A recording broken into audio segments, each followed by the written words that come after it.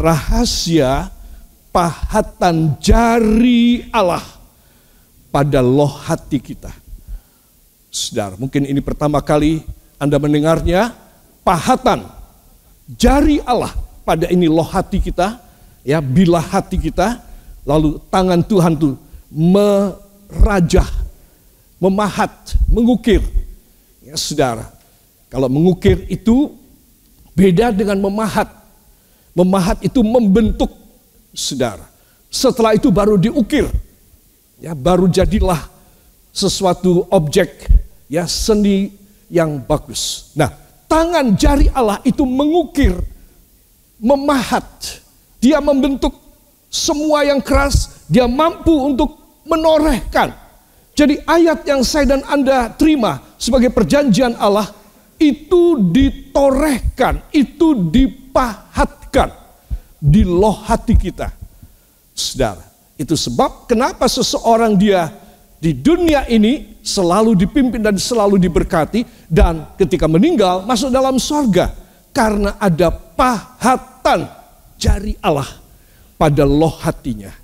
Katakan, bila saya memiliki dan mengalami pahatan firman Allah. Loh, tangannya iki lu, ya. Ya. Bila saya memiliki pahatan jari tangan Allah pada loh hati saya, pada loh hati saya, maka seumur hidup saya firman ini akan menjadi kenyataan. Amin. Saudara ya, jadi kenapa kita suka lupa dan sering lupa? Jangankan kita keluar pulang, kita lupa. Di sini pun kalau saya tanya, ya lupa. Amin. Ya, saudara, kenapa?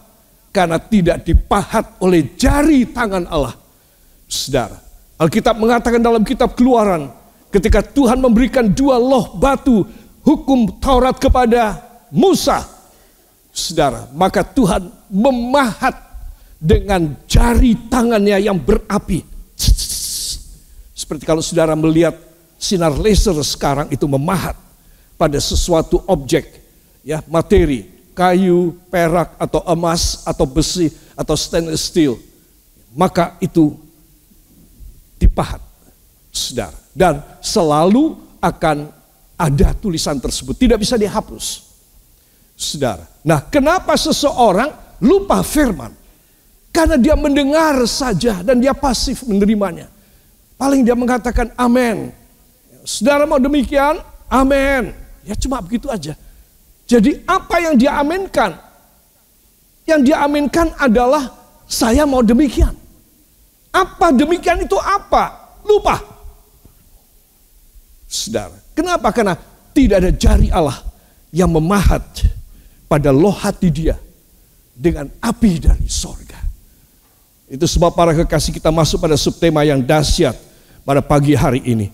Para kekasih, mari kita akan baca rahasia pahatan jari Allah di loh hati saya. 1, 2, pahatan, rahasia pahatan jari Allah di loh hati saya. Amin. Beri tepuk tangan bagi dia. Untuk itu saya ingin mengajak saudara membuka dalam surat Yakobus pasal yang pertama ayat 21. Yakobus 1 ayat yang ke-21. Surat Yakobus ada di belakang Ibrani, saudara. Yakobus pasal yang pertama ayat yang ke-21. Mari kita akan baca.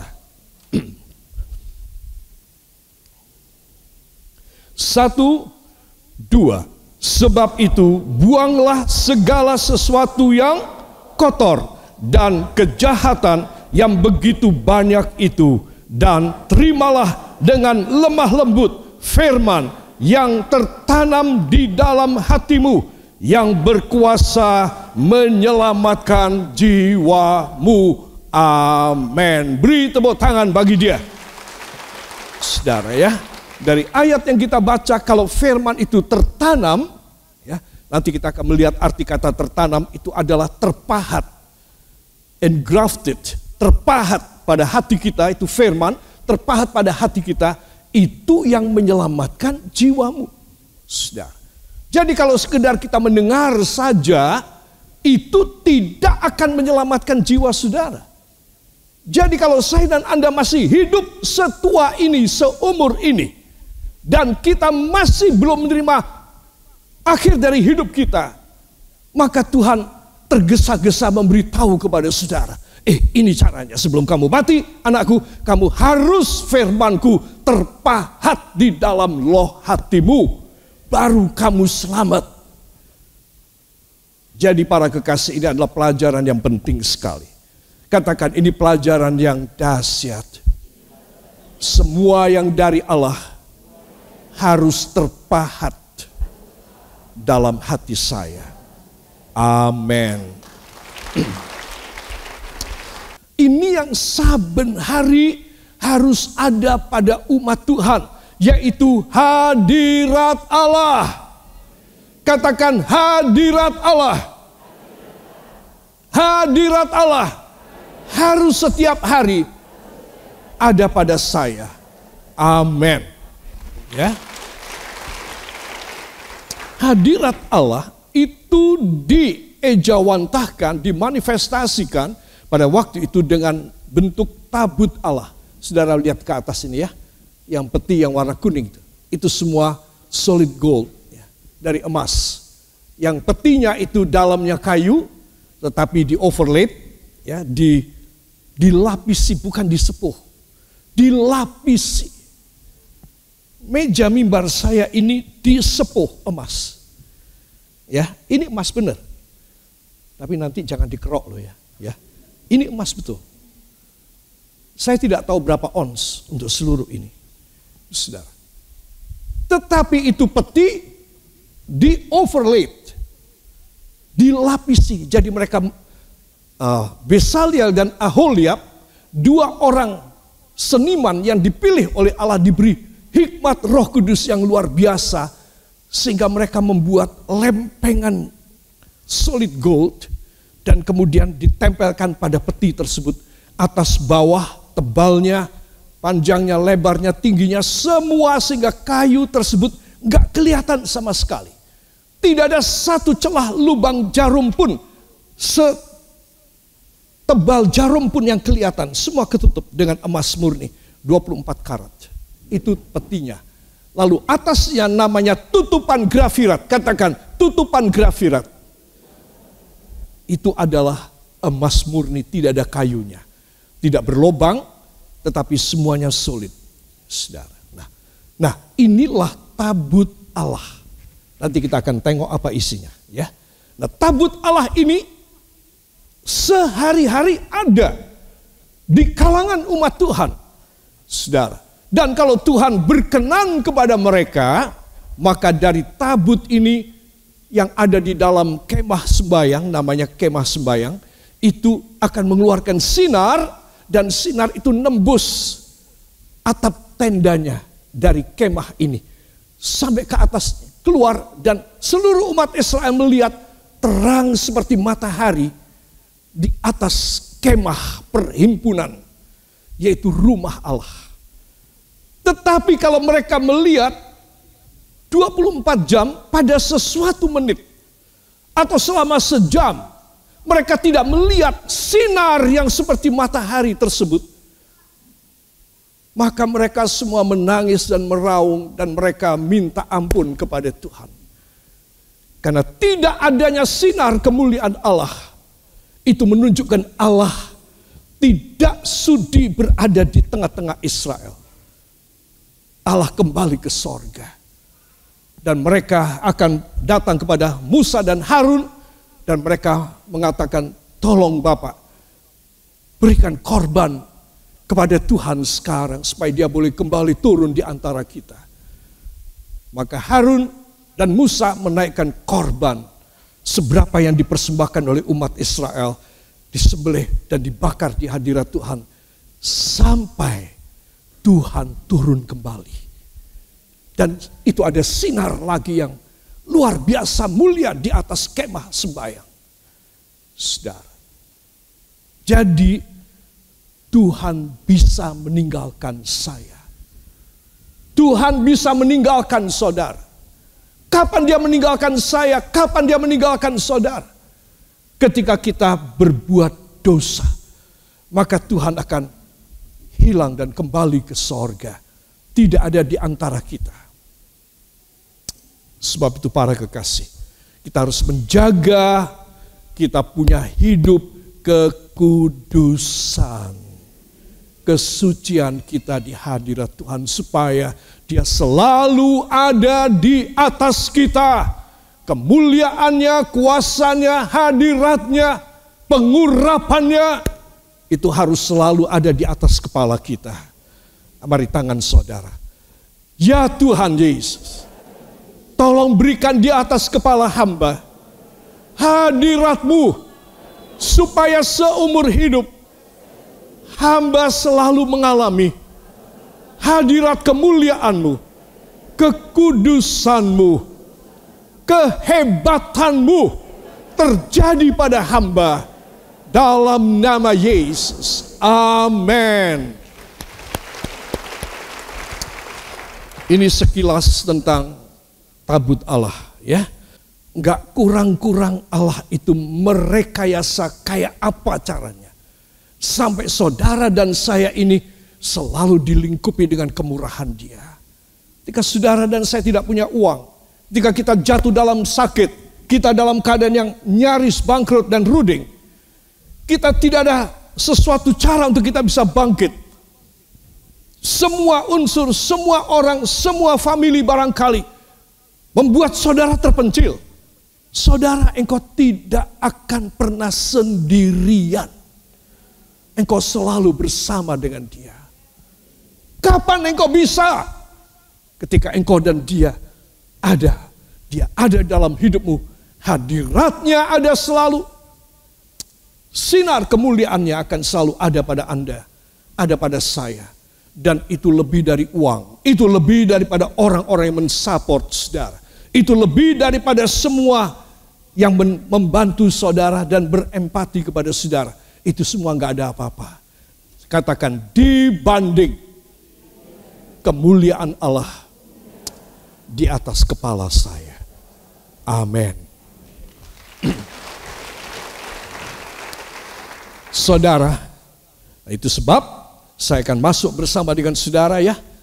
Ini tabut Allah. Dari sini saya akan masuk pada pahatan jari Allah. Ini tabut Allah, katakan tabut Allah. Peti perjanjian. Saudara, ini mempunyai 3 benda di dalamnya. Benda yang pertama adalah tongkat Harun yang bercabang, bertunas, berdaun, berbunga, berbuah. Perhatikan kalimat yang Alkitab tuliskan. Ya. Nanti ada ayatnya, saudara bisa lihat nanti. Jadi ini tongkat, ada tongkat Harun saya di sini. Tongkat ini, saya bilang tadi tongkat apa? Tongkat Harun yang bercabang. Saudara, saya beritahu bagaimana orang membuat tongkat pada zaman dahulu kala. Dia memotong satu cabang yang kelihatannya lurus, tapi kan sulit mencari cabang yang lurus. Jadi seadanya lah ini macamnya seperti ini. Maka dipotong, saudara, direndam dalam air, dan kemudian dikeringkan kira-kira 1 minggu, sampai seolah-olah itu dia dibunuh dengan direndam dalam air sehari, dikeringkan seminggu di bawah terik matahari, maka matilah. Itu batang pohon, matilah. Nah itu kemudian mulai dipoles ya dengan minyak dari pohon pinus sehingga menjadi mengkilat. Tetapi semua tongkat itu mati.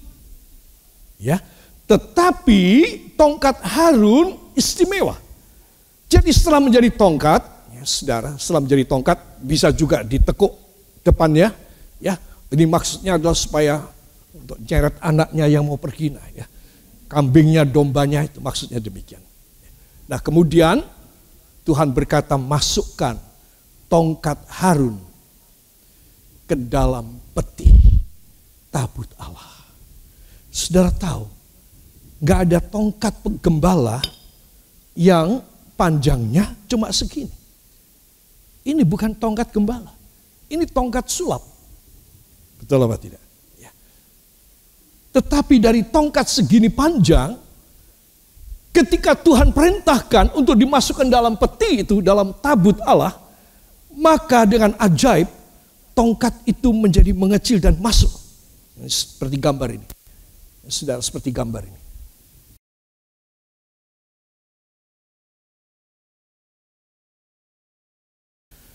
Para kekasih, perhatikan. Tongkat ini sudah mati atau hidup? Mati. Tetapi ketika ini tongkat menjadi kecil dan dimasukkan dalam tabut Allah, maka tongkat ini, ya, tongkatnya Harun yang besar itu, ya, sebelum dimasukkan itu memang sudah ajaib. Karena Tuhan memberi perintah 12 tongkat dari 12 kepala suku Israel, 11 kepala suku berontak kepada sukunya Harun dan Musa. Suku Harun dan Musa adalah suku Lewi. 10 suku berontak. Dan mereka ingin menjadi pemimpin pengganti Musa dan Harun. Lalu Tuhan berkata, suruh mereka serahkan, taruh 12 tongkat dari tiap kepala suku di depan tabut, di depan kemah sembahyang, di depan gereja. 12. Besok pagi kalian 12 orang baru datang lagi. Tongkat siapa yang akan bercabang, berdaun dan berbunga dan berbuah? Itulah orang yang aku percayai. Wah, semua deg-degan. Semoga tongkatku supaya aku menjadi kepala di dalam bangsa Israel. Tidak. Tuhan tetap memilih Harun dan Musa sehingga tongkat dari kepala suku Lewi, yaitu Harun, dibikin oleh Tuhan bercabang, berbunga, bertunas dan berbuah. Pada satu saat, saudara, yaitu bertunas, berdaun, berbunga, berbuah. Itu tidak mungkin dalam satu pohon. Tapi Tuhan membuat tongkat dari Harun berbuah. Nah itu dimasukkan di dalam tabut Allah. Ya saudara harus mengerti ini ceritaan. Ya, apa yang Allah lakukan. Itu adalah mempunyai arti kuasa mujizat oleh urapan Roh Kudus. Tolong katakan 1, 2. Kuasa mujizat oleh urapan Roh Kudus. Jadi orang yang penuh dengan Roh Kudus, maka dia seolah-olah dia mempunyai tongkat Harun yang tidak mati, yang bertunas, yang berkelopak dan berbuah. Saudara, ya. Jadi saudara mesti tahu, itu sebab kita melihat pada gambar ini ada daunnya, ada kelopak bunganya, ada buahnya. Hebat sekali. Padahal itu tongkat mati. Ya saudara. Yang kedua, benda yang kedua di dalam tabut Allah. Ya saudara. Ayatnya saudara tulis ya, lain kali saya akan jelaskan Yesaya 63 ayat 10, 11 dan 12. Oke. Yang kedua, ya saudara, ada mana 1 eva, 1 mangkok. Itu ukuran eva adalah ukuran benda padat, gandum, jelai, ya, havermot dan lain sebagainya. Itu eva namanya. 1 eva itu dimasukkan juga dalam tabut itu. Dan ini menunjukkan firman Tuhan yang berkuasa mengadakan, teruskan, dari yang tiada. Terus orang yang sungguh menghargai hadirat Tuhan dalam tabut perjanjian, maka orang mempunyai 3 unsur ini. Yang pertama adalah kuasa mujizat oleh urapan Roh Kudus. Katakan, saya harus memiliki hal yang pertama, yang dahsyat, kuasa mujizat.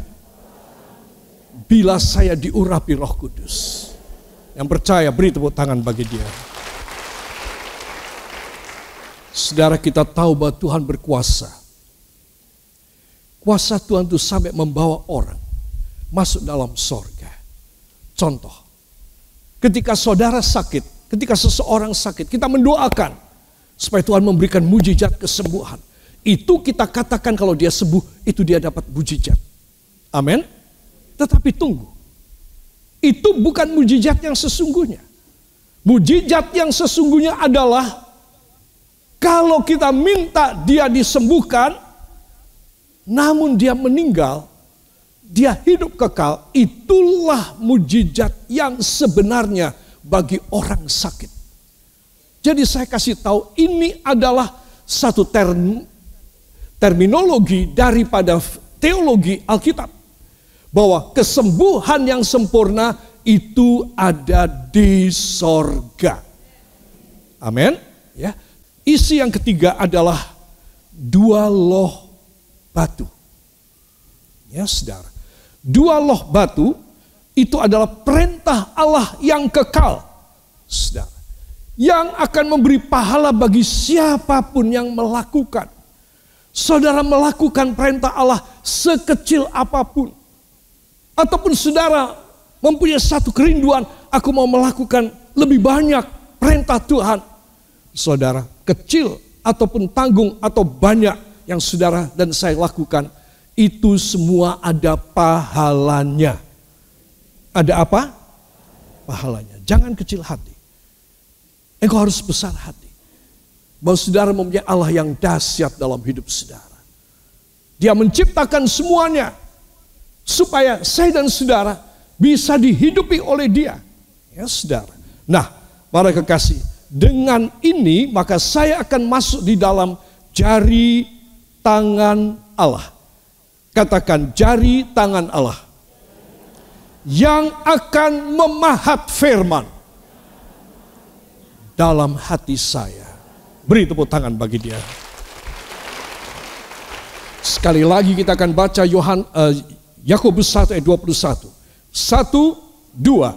Sebab itu buanglah segala sesuatu yang kotor dan kejahatan yang begitu banyak itu, dan terimalah dengan lemah lembut firman yang tertanam di dalam hatimu, yang berkuasa menyelamatkan jiwamu. Beri tepuk tangan bagi dia. Saudara yang kekasih, marilah saya ingin mengajak semua sebagai penutup. Izinkan jari tangan Allah memahat firman sampai kita dibawa masuk dalam kerajaan sorga. Sebab kalau bukan jari tangan Allah yang memahat di dalam hati kita, maka kita tidak mungkin diselamatkan. Demikian bunyi ayat ini, ya. Nah, saudara, saya akan tuliskan di sini, ya, saudara, terjemahan dari Alkitab bahasa Inggris dari bagian, ya, terimalah dengan lemah lembut firman yang tertanam di dalam hatimu. Ya, saudara, itu dituliskan, receive with meekness the implanted word. The implanted word, firman yang dipahat. Dari kata bahasa Greka, bahasa Grekanya adalah emphutos, engrafted dalam bahasa Inggris. Emphutos itu adalah jari tangan Allah yang memahat di dalam hati kita. Jadi kita bukan mendengar lalu kita bisa lupa, tapi kita mendengar lalu menjadi daging dan darah kita. Itu firman di dalam hidup kita. Bayangin Anda kemana saja, Anda mempunyai firman yang menjadi satu dengan darah dan daging Anda. Saudara, siapa yang bisa melawan Anda? Saudara, iblis sangat ketakutan. Itu sebab Anda dan saya harus mempunyai Katakan, saya harus menerima emphutos, pahatan jari Allah, yaitu firman di dalam loh hati saya. Amin. Saudara, Keluaran pasal 31 ayat 18, ketika Musa mendapatkan 2 loh batu dengan 10 hukum Allah, itu dituliskan demikian. Yang ditulisi oleh jari Allah. Written with the finger of God. Ditulisi dengan jari Allah. Itu 2 loh yang diberikan oleh Tuhan kepada Musa. Saudara, jadi, katakan, jadi hati saya harus saya persembahkan supaya jari tangan Allah memahat firman pada hati saya. Saya selamat selama-lamanya masuk ke dalam sorga. Amin. Beri tepuk tangan bagi dia. Jadi bila saudara dan saya dalam keadaan apapun, ini yang terbesar. Keselamatan jiwa saudara itu nomor 1. Itu yang terbesar. Dan Anda harus menerima.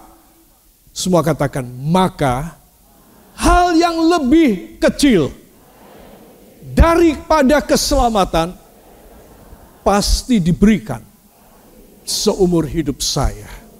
Amin. Beri tepuk tangan bagi dia.